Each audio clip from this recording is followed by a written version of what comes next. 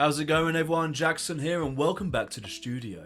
Today we're diving into a brand new series that had a lot of buzz going in, Alien Earth. On paper, this sounded like the dream, a new alien show blending sci-fi horror with a prequel setup just a couple of years before Ridley Scott's original 1979 classic. What's the matter? The food ain't that bad, baby. Add in a strong cast, a massive budget, and some great design work, and this could have been an easy home run. I don't know what to say other than, wow. Unfortunately, what we ended up with is a show that starts off promising, but quickly slides into mediocrity. And honestly, what the flub was that finale? Absolutely dreadful. But first, let's give credit where it's due. The show looks fantastic. The sets, the props, the costumes, and the overall aesthetic scream Alien. It's unquestionably faithful to the source material and overall vibe of the franchise. Creature design is also a highlight for the most part. The aliens and monsters introduced are mostly impressive, especially the bizarre eyeball alien, which honestly steals the show. It's creepy, unsettling, and easily the best thing in the series. In fact, I would happily watch a whole spin-off about the eyeball alien and the other creatures introduced. Where it falls apart visually is with the xenomorph itself. Showing it so much in broad daylight, running around the island, strips away everything that made it scary in the first place. The shadows, the pipes, the flickers of movement, all gone. Instead, it just kind of looks like a man running around in a suit. It doesn't help either that the xenomorph is now a glorified attack dog for Wendy, but hey, at least he's the bestest boy, right?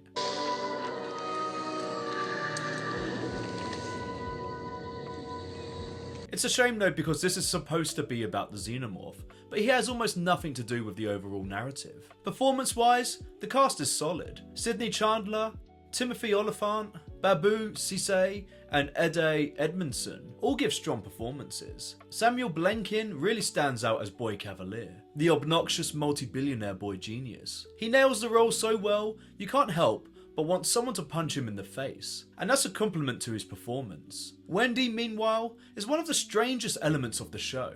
I actually like the actress, but the way her character is written, controlling literally everything, even the xenomorphs as their mother, is downright ridiculous. By the end of the season, she is the ultimate Mary Sue, and ironically becomes the show's real villain, regardless if the showrunners intended that or not. Move over, Ray Skywalker, we have a brand new Mary Sue in town. The Lost Boys Neverland allegory with the kids is fine in principle, and it does lead to a payoff when they overthrow Boy Cavalier and claim the Neverland Island. But the concept wears thin fast, and here's where the show completely falls down: the writing. The first 2 episodes are strong, they set the stage well, and I was hooked, like most people were. But then the pacing nosedives. Episodes drag, subplots meander, and nothing of consequence really happens until the end. And even then, it doesn't feel like the end of a season of television. It feels like they cut a 10-episode season down to 8, and it's highly frustrating, and almost nothing happens. And although episode 5 is a highlight, giving us a flashback episode of what happens on the ship that crashed in episode 1 completely kills the pace at the midway point, and probably should have been the opening episode. But hey, at least it was a good homage to the original Alien movie, right? Even if it was at detriment to the show's pace. Character decisions are downright ridiculous throughout, and across all characters in the show. I've seen some people try and make counter arguments to justify the actions of the hybrids, as they are kids in adult bodies, but I don't think I was as dumb as them as a kid. Continuity is also laughably bad. In episode 7, Nibs is shot multiple times in the chest, and blasted with a pulse rifle, and in episode 8 she's back, completely fine, with no explanation whatsoever. Like, what the fuck? We just watched her die in episode 7, and here we are in episode 8 like nothing happened. The writers just hand-wave it away, and it's moments like this that kill the immersion. The whole season also comes across as borderline pretentious. The constant fade in and fade out between scenes feels amateur, like something I used to do in my early YouTube career. And the choice to end each episode with a random rock track, it just doesn't gel with me, even if they are decent tracks.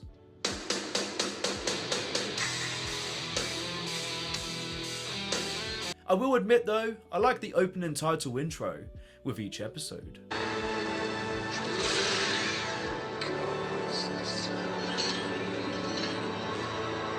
One of the most frustrating things about this show is its identity crisis. The show is technically a prequel, set 2 years before the events of Alien. It uses a xenomorph, it heavily features Weyland Yutani, and it borrows all the visual cues of the franchise. And yet, apparently it's not strictly canon. That half in, half out approach doesn't work for me. If you're going to make an Alien show, commit to it. Or, if you want to tell a separate story, then lean into the weird new creatures, like the eyeball alien, and go all in on exploring the unknown within the universe of Alien. That would have been much stronger, and there really was no need for this to be a prequel. I know showrunner and creator Noah Hawley is known for this, with Fargo and Legion as examples, but I don't think he gets the balance right with Alien Earth. Maybe that could change with future seasons, as Noah has said he wants to continue the story and make a second season and possibly more beyond that. But hey, at least they didn't go to the cheap nostalgia route and drag poor Ellen Ripley back for a cameo. Well, not yet at least. So where do I land on Alien Earth? Honestly, it's wasted potential. The visuals are stunning, the performances are solid, and the creature work is some real highlights. But the writing is what lets it down.